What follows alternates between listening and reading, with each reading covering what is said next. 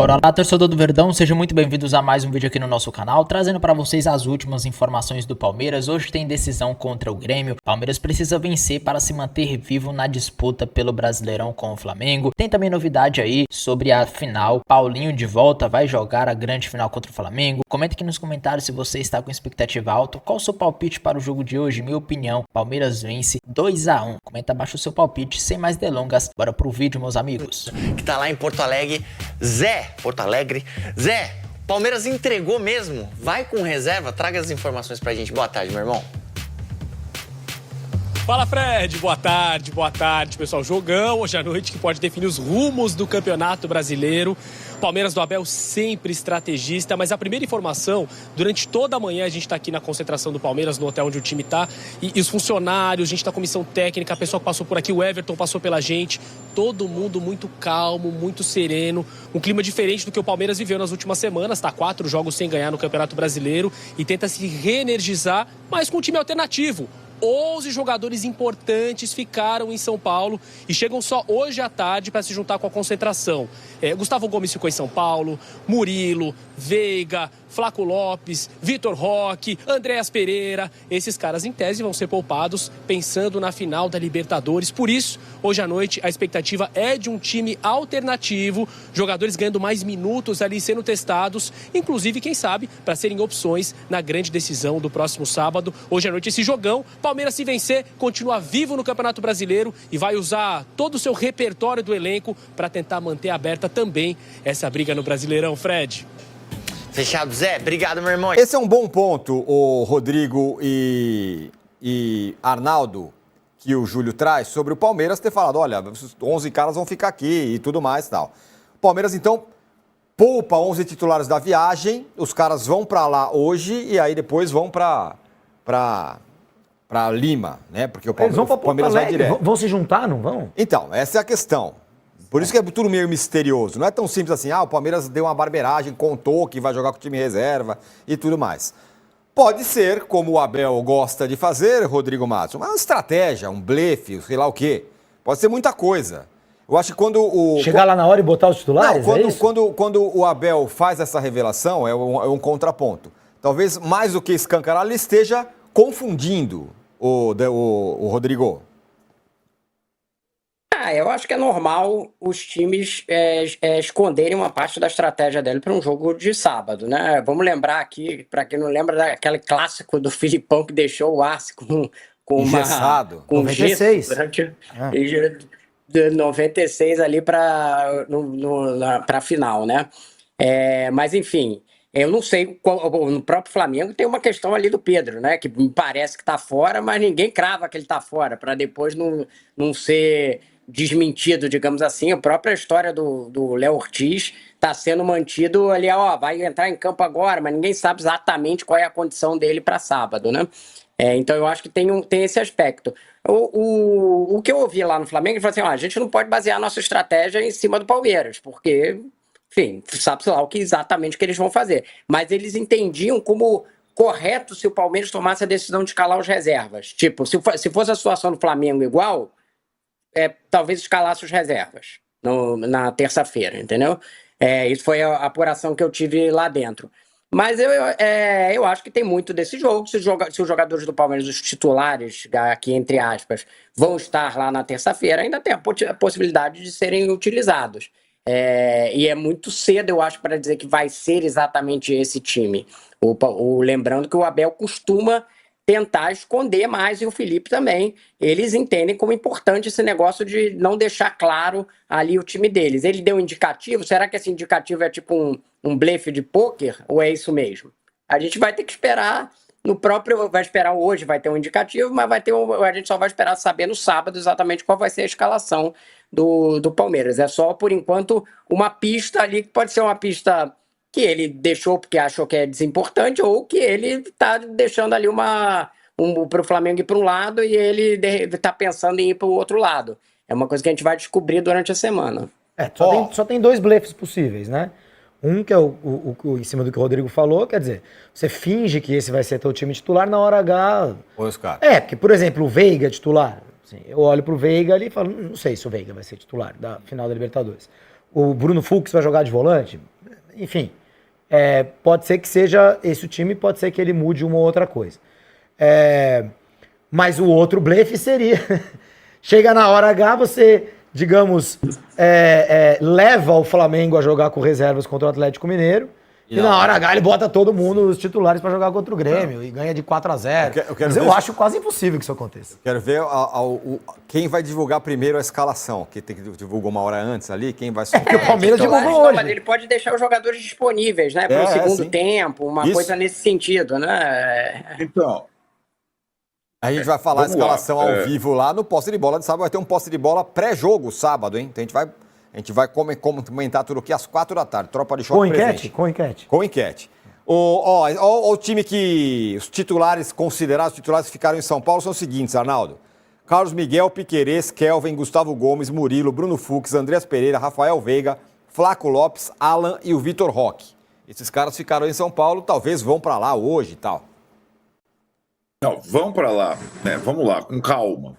Essa equipe que ficou, que poderia ou poderá até ser a equipe da final, de fato você tem do goleiro ao ponto esquerda, né? Digamos. Não tem um volante marcador, tem o Bruno Fux e o Veiga como segundo volante, mas na verdade os primeiros volantes do Palmeiras vêm muito mal, né? Tanto o Aníbal como o Emiliano Martins. Tem isso também.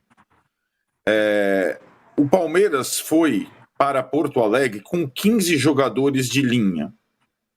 Eu não acredito que em Porto Alegre ele fique apenas com os 15 de linha.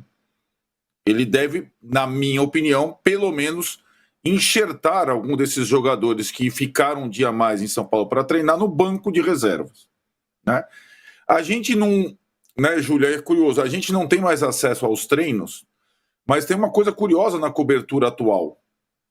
Quando o time joga como visitante, ele viaja, é mais fácil você apurar, mesmo aqueles times que não divulgam relacionados. O Flamengo divulga, o Palmeiras não. O que acontece? O repórter ele fica lá na porta do hotel. E além dessas imagens que a gente está vendo no dia do treino, ele fica observando todas as pessoas que entram no hotel. Opa, faltou um jogador. Então, normalmente é assim. E assim... a gente pôde cruzar ontem a informação do Palmeiras com aqueles que, de fato, não ingressaram no hotel em que o Palmeiras está concentrado em Porto Alegre. Então, essa lista aí da turma que vai com a Leila para Porto Alegre e de lá para Lima, todos juntos, alguns desses caras, eventuais titulares, vão ficar no banco contra o Grêmio. Essa é a primeira coisa. A segunda coisa, aí é uma base na observação de 5 anos de trabalho do Abel. O Abel, normalmente, antes de uma decisão de mata-mata, no jogo anterior ele poupa jogadores. Você pode discutir muitas vezes, da outra vez, da final contra o Flamengo em Montevidéu, deu certo, entre aspas, porque ele ganhou a final da Libertadores, gol do Daverson, mas ele foi muito criticado por poupar jogadores em algumas partidas prévias, como aquele clássico contra o São Paulo que lutava contra o rebaixamento. O Palmeiras perdeu do São Paulo no Allianz Parque, né, com o time reserva. Dessa vez, como ele ficou 4 pontos atrás, não é só um discurso jogar a toalha. O jogar a toalha significa delegar responsabilidades e tudo mais. Mas ele, de fato, aí ele ganhou mais elementos para poupar jogadores nessa partida contra o Grêmio, porque o campeonato escapou das mãos. Ele sabe disso. Então ele reforça toda a atenção para a final da Libertadores. E aí eu não acho que seja... essa é apenas uma constatação. Eu acho que ele vem lamentando muito isso, porque é difícil, sabemos, mas aconteceu 2 vezes na história recente. Um time ganhar os 2 principais torneios na América do Sul, a Libertadores e o Campeonato Brasileiro. Aconteceu com o Flamengo do Jorge Jesus e ano passado o Botafogo do Arthur Jorge. Curiosamente, 2 outros portugueses. O Abel, no 5º ano dele, ele não conseguiu ganhar as 2. E esse ano dava a pinta de que ele poderia conseguir.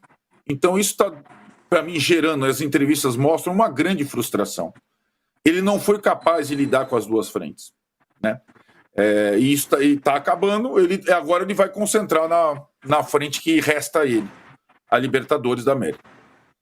Olha, o Grêmio não está ruim jogando em casa, o Júlio. Olha a tela aí para vocês com os últimos jogos do Grêmio em casa. Ele perdeu um jogo, que foi contra o Cruzeiro.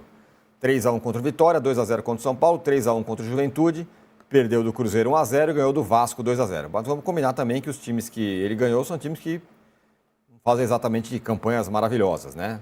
Mas o Grêmio é o melhor momento do Grêmio no campeonato como mandante, né? O Grêmio, se a gente olhar os 5 anteriores, a gente não vai encontrar uma série de 4 vitórias. Sim. Ele tá fazendo a verdade é que o Mano Menezes conseguiu dar um jeito no Grêmio, né? O Grêmio, em algum momento do campeonato, me parecia o grande que tinha mais risco, mais até do que o Santos, muito mais do que o Inter, mais do que o Vasco. Me parecia o grande que tinha mais risco real de rebaixamento. Pelo time que não jogava absolutamente nada, não encontrava soluções, não ganhava em casa. Hoje é um outro Grêmio. Tá nadando de braçada no campeonato? Não tá. Mas, teoricamente, vai chegar nas últimas 3 rodadas sem chance de rebaixamento. Vai acabar beliscando uma Sul-Americana aí. Nessas, o Atlético Mineiro quase ganhou a Sul-Americana. No ano passado chegou na última rodada com chance de rebaixamento. Como ganhou o jogo, não caiu, entrou na Sul-Americana e quase ganhou a Sul-Americana esse ano, né? Então, nunca se sabe.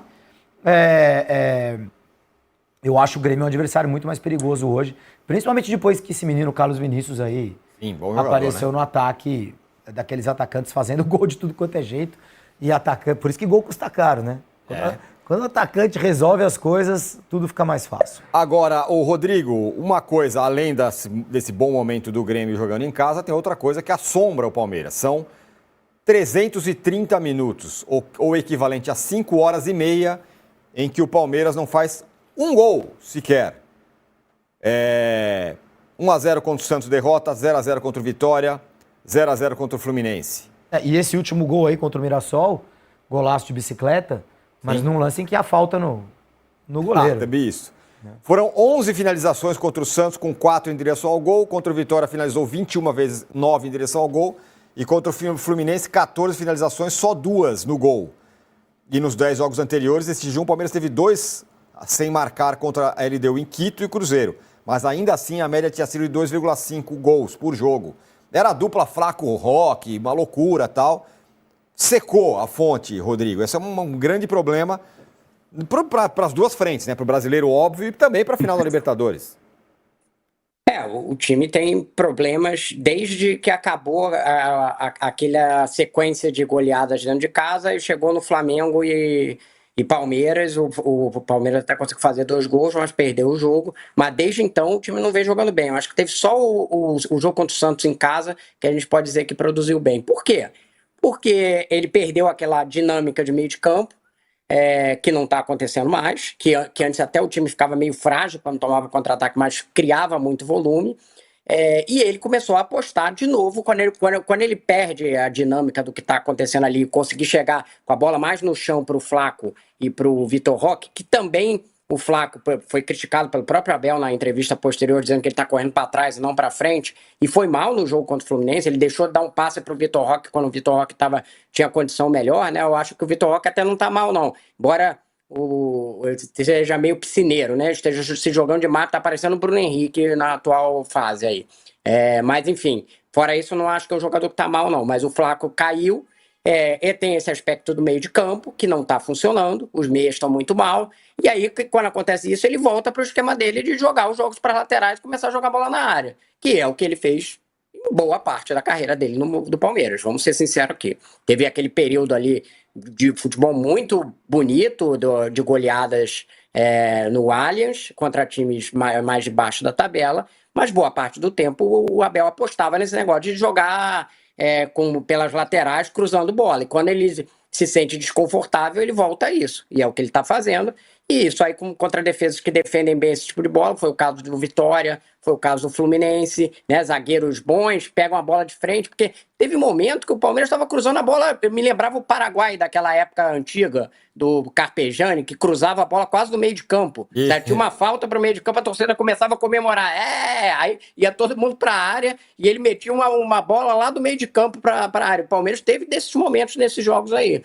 E aí, com isso aí, é difícil fazer gol, porque tem um monte de conclusão, mas é uma conclusão assim, mascada. Tem um ou outro lance que é um lance claro. A maior parte dessas conclusões é conclusão mascada, porque o time não chega inteiro para fazer o gol. É muito. Pode ganhar na quarta? Claro que pode. Vai ter ali bola parada, essa questão, mas assim, vai ter outros ali, circunstância de um jogo é outra questão, mas não está funcionando esse negócio e entra num certo bloqueio, os atacantes, né? Eles entram ali num bloqueio quando começa o negócio a não andar. Arnaldo Abel Ferreira Ribeiro, o que fazer para o seu time voltar a fazer gol? Na verdade, a gente tem que contar outros dois fatores que eu acrescento ao comentário do Rodrigo. O primeiro é os adversários começarem a entender como estava funcionando aquele Palmeiras, né, encantador ou avassalador. Trazer mais dificuldades à dupla, travar a criação pelo centro do campo.